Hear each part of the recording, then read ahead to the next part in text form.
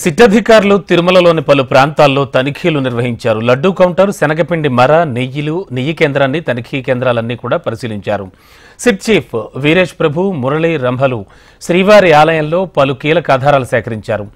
శ్రీవారి ఆలయంలోని లడ్డూ పోటు, ఆలయం వెలుపల ఉన్న బూందీపోటు, నెయ్యి నిల్వ కేంద్రం, మార్కెటింగ్ గోడౌన్లో తనిఖీలు నిర్వహించి నెయ్యి కల్తీ వ్యాపారంలో డాక్యుమెంట్స్ సేకరించింది సిట్ బృందం. దర్యాప్తులో టీటీడీ ప్రొక్యూర్మెంట్లో అవసరమైన రికార్డులను స్వాధీనం చేసుకున్నారు. పోర్టు కార్మికులు, ప్రొక్యూర్మెంట్ సిబ్బందిని నెయ్యి కల్తీపై ప్రశ్నించినట్లు సమాచారం. నిన్న తిరుపతిలోని భూదేవి కాంప్లెక్స్లో సిట్ బృందం కీలక సమావేశం నిర్వహించింది. ఇదే అంశానికి సంబంధించి లేటెస్ట్ ఇన్ఫో అందించడానికి మా కరెస్పాండెంట్ రామ్ సిద్ధంగా ఉన్నారు. రామ్, ఏం జరుగుతోంది? ఆల్రెడీ లడ్డు వివాదం నేపథ్యంలో మొత్తం సిట్ బృందం చాలా చోట్ల తనిఖీలు చేశారు అంటున్నారు. ఎటువంటి ప్రాంతాల్లో తనిఖీలు చేశారు? ఏమైనా కీలక వివరాలు, ఆధారాలు రాబట్టారా? Good morning Ramana.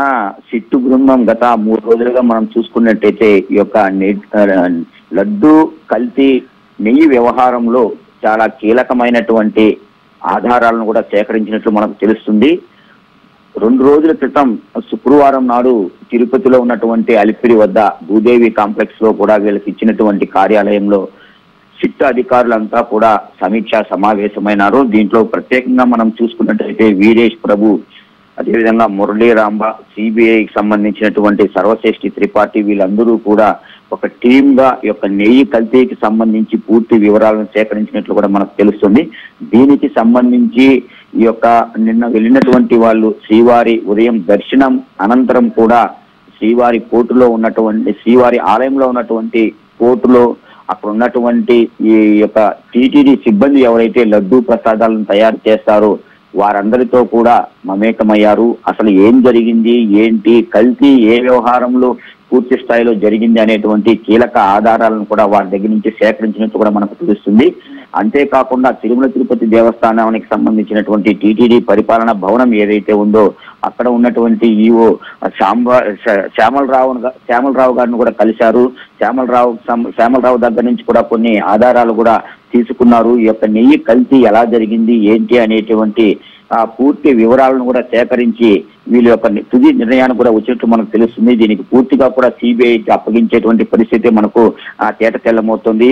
గత 4 రోజులుగా కూడా సిట్టు బృందం ఈ యొక్క లడ్డు కల్తీ వ్యవహారం ఏదైతే ఉందో నెయ్యికి సంబంధించి దీని మీద పూర్తి ఆధారాలు సేకరించేటువంటి పనిలో సిట్టు బృందం ఉన్నట్టు కూడా మనకు తెలుస్తుంది. అంటే మొత్తం మీద తిరుపతికి సంబంధించి ఈ యొక్క లడ్డూ వ్యవహారం ఏదైతే ఉందో దీనికి సంబంధించినటువంటి కీలక ఆధారాలు మొత్తం కూడా ఒక ఫైల్ ఇప్పటికే కూడా కోర్టుకు సబ్మిట్ చేసినట్టు కూడా మనకు నిన్న సమాచారం ఉంది.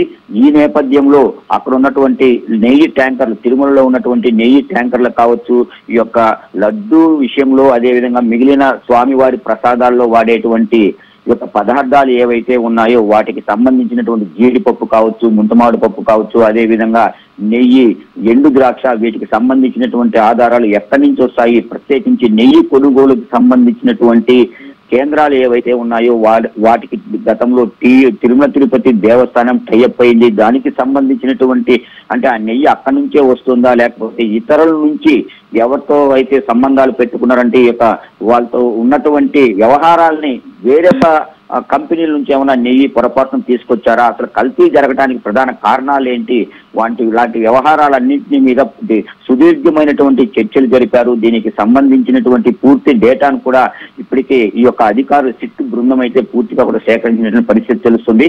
అంటే మొత్తం మీద నెయ్యికి సంబంధించి ఎటువంటి ఆధారాలు, అంటే ఏ విధమైనటువంటి ఆధారాలు ఉన్నాయి, వీటిని ఏ విధంగా మనం కోర్టుకు సబ్మిట్ చేయాలి అనేటువంటి పూర్తి ఆధారాలతో కూడా సిట్టు ఒక ప్రత్యేకమైనటువంటి ఫైల్ తయారు చేసినట్టు కూడా మనకు తెలుస్తోంది. Ramana. Okay, thank you Ram.